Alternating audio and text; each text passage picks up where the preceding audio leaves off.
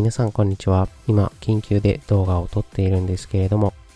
一度行ってみたかった投資家、カモーラレです。冗談はさておき、今回のテーマですけれども、一応冗談と申し上げましたが、緊急というよりかは喫緊の話題になっています。サムネイルにもありますように、3月末のお話、相場のスケジュール、機関投資家がどのように動いてくるかというスケジュールと、月末における機関投資家の都合、取引における制約というのをご紹介したいと思います。そして相場のスケジュール、大きなものの2つに、トピックスと日経平均の株数調整や入れ替えが行われます。そういった中で機関投資家が動いてきたときに株価が歪んで狙っている高配当の銘柄がもしかしたら安く買えるかもしれない。そういったデータをリストでご紹介したいと思いますので、よろしければ今回も最後までお付き合いください。それでは今回一つ目の項目として慌ただしい3月末スケジュールをご覧いただきたいと思います。今回3月31日が金曜日で土曜日から4月になっていますけれども、この動画をお出ししているのが29日。先ほど喫緊の話題と申し上げましたが、すでにですね、配当の権利が落ちました。おいおい配当の権利が落ちる前にもっと早く教えてくれよとお叱りを受けるかもしれませんけれども、あえて落ちてから出してます。なぜかと言いますと、この動画をご覧いただいた方が間違っても配当権利落ち直前の29日であったり28日に配当を受け取るために購入してほしくないからですね。29日に配当の権利が落ちると30日のマーケット開いたタイミングでその株価というのは配当金額分値下がりして始まりますので、配当を狙ってですね、29日、28日という権利落ちる直前に買うというのは、経済効果としては全く意味がないわけです。利益がもらえたわけではなく、投資金額の一部が返ってきただけということですね。さて話を戻しまして、機関投資家が3月末に大きく動くイベントとして、3月の30日、引けのタイミングでトピックスの取引、そして3月の31日には同じく引けのタイミングで日経平均の取引が行われます。そもそも機関投資家というのは証券取引所のザラ場で取引をしているわけではなく、間に証券会社をかませて基本的にはオーダーを行います。一応少量の株数であれば直接ザラ場で出すことも可能ですけれども、機関投資家の数量となるとインパクトが生じるので、ほとんどの場合は証券会社が間を取り持って、その後証券会社が市場でさばいたり、はたまた他の金融機関と取引を行って処理するわけですね。ですので3月末に行われるトピックスや日経平均の影響というのは証券会社の動きによっては4月にかけてもインパクトが出る可能性がある。そして今回行われるそれぞれのイベントについて金額8000億円規模の配当再投資が機関投資家からまず発生します。こちらは先物の購入が中心となり、その翌日30日トピックスの入れ替えに関しては何度か他の動画でご紹介しましたが、金額大きなものは147、10月のトピックス株数変更になりますので、今回3月末はそこまで大きくなくて500億程度、最後31日の日経平均取引に関しては2000億円台中盤の3銘柄ずつの入れ替えが行われます。これらが機関投資家からオーダーとして出てきて、証券会社が取り持った後に4月以降、特にですね、除外銘柄であったり、ウェイトが減少するような銘柄、機関投資家から売却が出てくる銘柄に関しては、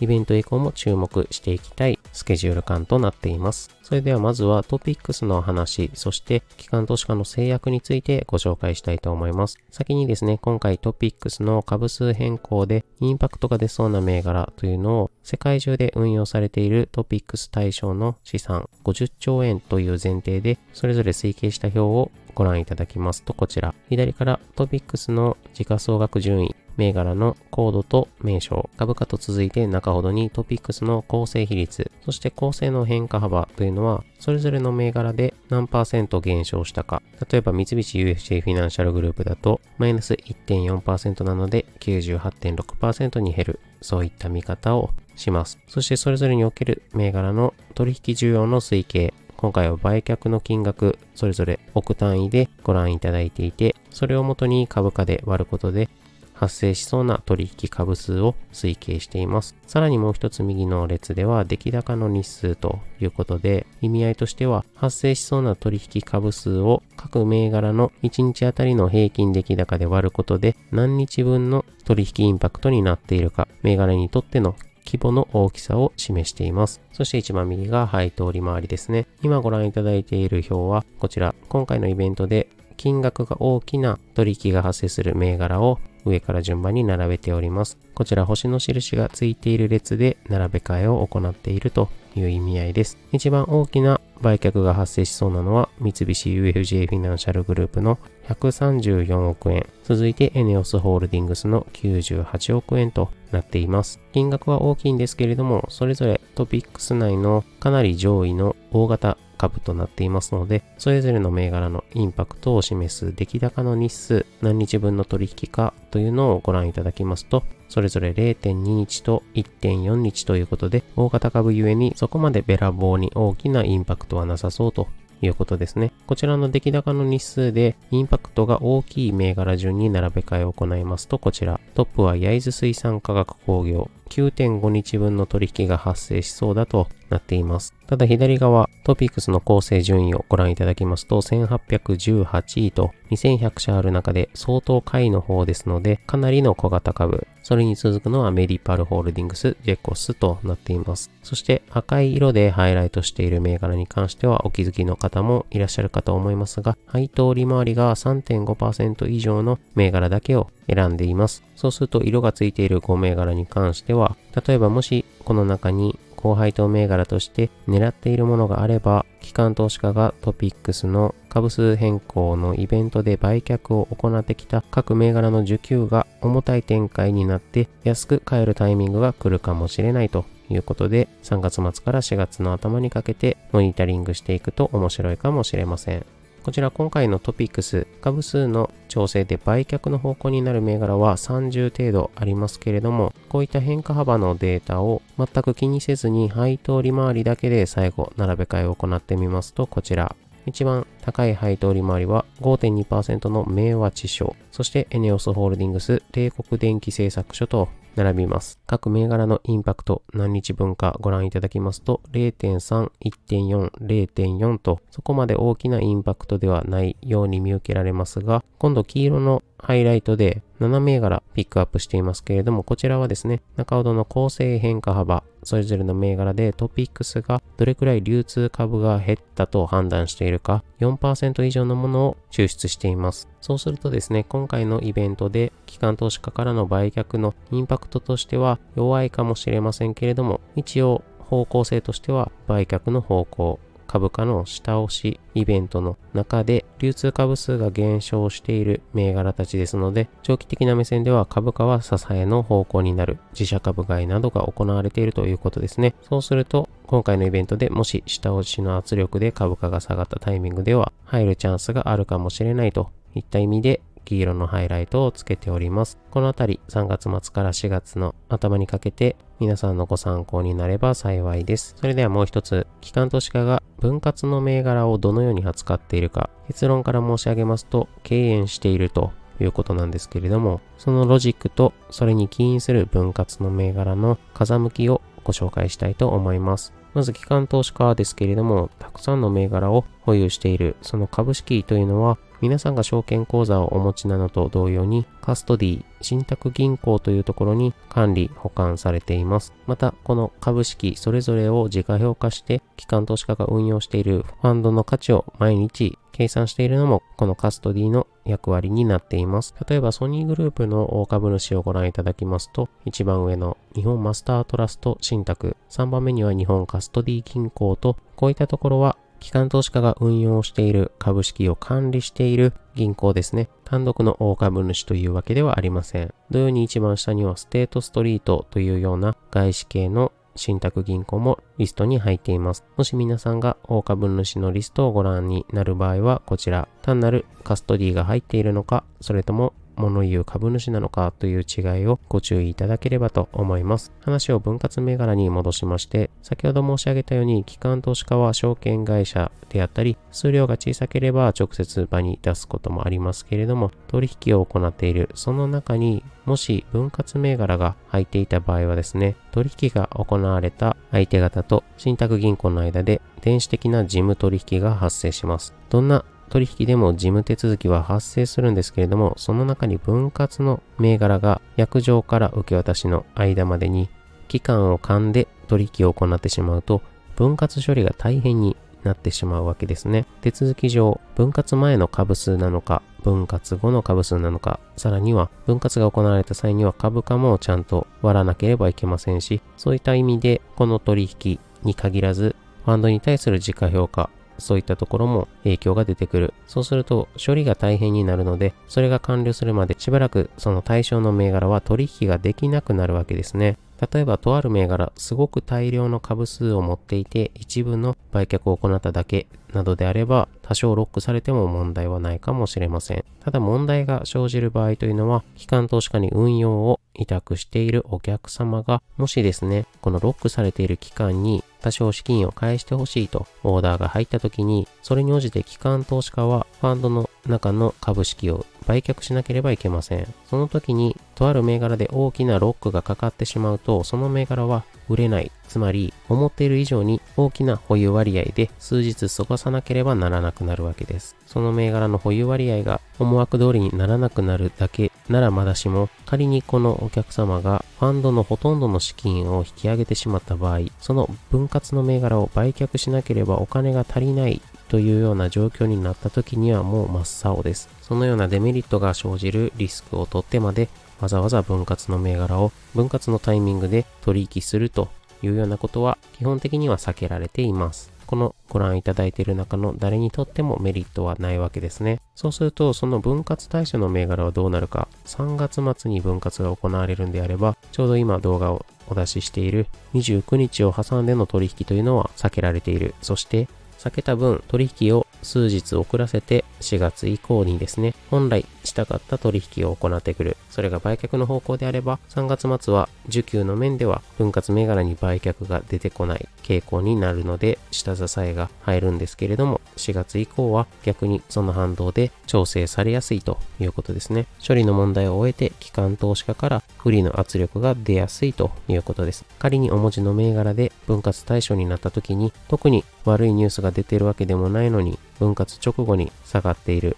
場合というのは、そういった展開が一つの可能性として考えられるわけです。そして3月末分割の対象になっている大きな銘柄はこちら。東証が最近力を入れている目玉として、一つは先日動画でご紹介した PBR1 倍割れの銘柄に対する改革。そしてもう一つ有名なのが今ご紹介した分割についてですね。単元株が高すぎる銘柄は分割して取引がスムーズに行えるようにしろということで、一部株価の水準がかなり大きいものも最近は分割をして株価水準を引き下げるようになってきました。それでは今回3番目最後のテーマですけれども、日経平均の入れ替えについて、こちらは3月の最初の週にお出しをした動画で詳細をご紹介しましたので、簡単にお話ししますと、日経平均を対象とした運用総額世界中で20兆円としたときに、どれくらいの日経平均の入れ替えが需要発生するか。まず採用される銘柄はこちらの3銘柄。比率に関してはトピックスと比べていただいてもかなり大きなものが多いと思います。当然こちらは225銘柄ですので、銘柄数自体がトピックスの方が10倍近く大きいわけですね。そして需要の推計額というのもトピックスと同様に今回の入れ替えで機関投資家からどれくらいの需要が発生するか、また出来高の日数に関しても同じように個別の銘柄で何日分の平均出来高取引数量が発生するかということで、このデータについても先ほどご覧いただいたトピックスと違って大きな日数になっている。この3銘柄については株価に対してもインパクトが出そうだというのがお分かりいただけると思います。前回動画をお出ししたのが3月の5日でしたので、そこからのそれぞれ3銘柄の出来高推移を確認してみたいと思います。まずオリエンタルランド550万株程度の需要が発生すると見込まれますが、出来高の推移に関しては年初来から見てみますと、このようにですね、途中良好な決算によって出来高が膨れ上がっているところもありますけれども、基本的には3月以降が今回日経平均入れ替えイベントの対象データになってきます。そして入れ替えのイベントに対する需給のインパクトをどのように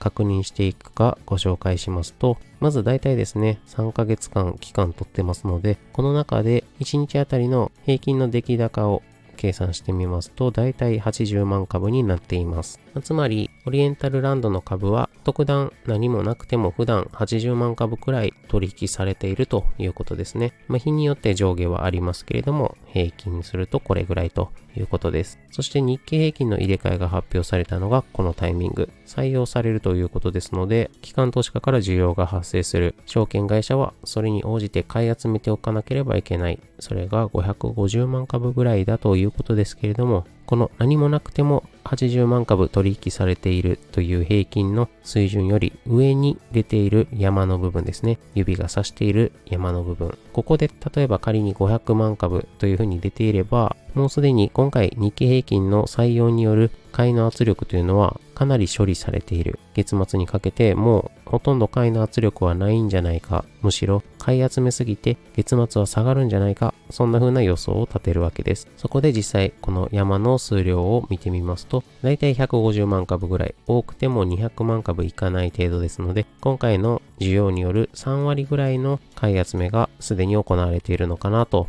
いうふうに目論見を立てるわけですね。そこで株価の推移を青の薄いラインでご覧いただきますと、一つ目の指差していないところの山に関しては、決算による出来高の上昇と株価の上昇ですね。右側3月以降の日経平均銘柄入れ替え発表後のデータをご覧いただきますと、出来高が伸びているのにつれて株価も上昇している。一方で、足元にかけては買い進めがあまり進んでなくて、出来高がだんだんと下がってきている中でも株価は底堅く推移しているということなので、あまり株価が上がりすぎないように出来高を調整しつつ買い集めを少しずつ進めているというような印象ですね。ただ数量的には3割程度ぐらいということで、月末にかけても大きな出来高が見れるかもしれません。2つ目の採用銘柄ルネサスに関しては、直前までレーザーテックと採用候補割れていましたけれども、こちらの株に関しては2800万株程度の需要が発生しそうだということですね。出来高をご覧いただきますと、こちらも2月の中旬の決算で一度大きな山つけていますが、だいたい平均すると900万株1日取引が発生しているようです。3月以降のところですね、入れ替えの発表があったところ以降はあまり山が膨らんでいない。ほとんど買い進めが行われていないんではないかというふうに見受けられます。こちらの山ですと多くて 20% 程度の買い集め進捗率でしょうか。株価の推移をご覧いただいても、こちらもオリエンタルランドと同様にかなり底堅い推移となっていますので、あまり事前に買い集めを進めると株価が上がってしまう。そういったところを警戒して月末までかなりの買い需要を残している可能性は否めませんね。最後の銘柄 JAL ですけれども、こちらは2700万株程度の需要が見込まれます。出来高の推移に関してはこちら、平均を取るとだいたい360万株ですので、先ほどご覧いただいたルネサスよりは発表後に買い集めが進んでいるような印象です。日本航空の特徴としては、先ほどの2銘柄と違って株価が軟調に推移しているところ、株価下がり基調であればもう少し出来高を膨らまして買い進めてもいいんですけれども、今度そうすると月末にかけて株価がどんどん下がっていた場合に、事前に買い集めてしまった証券会社は損をするわけです。そのあたりはですね、金融庁が指数の入れ替えで株価を乱高下させるなと業界にお触れを出しているのと、実際の実務上の損益、この狭間でせめぎ合っている状況、月末にかけてはルネサスが一番買い圧力を残しているように見受けられますが、出来高だけを伴って株価は安定させれるのか、もしくは乱高下してしまうのかというのはかなり見ものになってきます。31日引けのタイミングが正確には指数の入れ替えですけれども、1日かけてですね、大きな動きを伴っているんであれば収益を得る機会というのも熟練の視聴者の皆様であればチャンスがあるかもしれません。今回の動画、喫緊の話題で恐縮なんですけれども、もしお時間に余裕がありましたら、採用銘柄と除外の銘柄、それぞれをご紹介した動画、3月の5日にお出ししていますので、月末の超ド短期の動き、イベントによる鞘取りを行いたい場合は、よろしければこちらの動画もご参考にしていただけますと幸いです。今回も最後までご覧いただきありがとうございます。また次回の動画でお会いしましょう。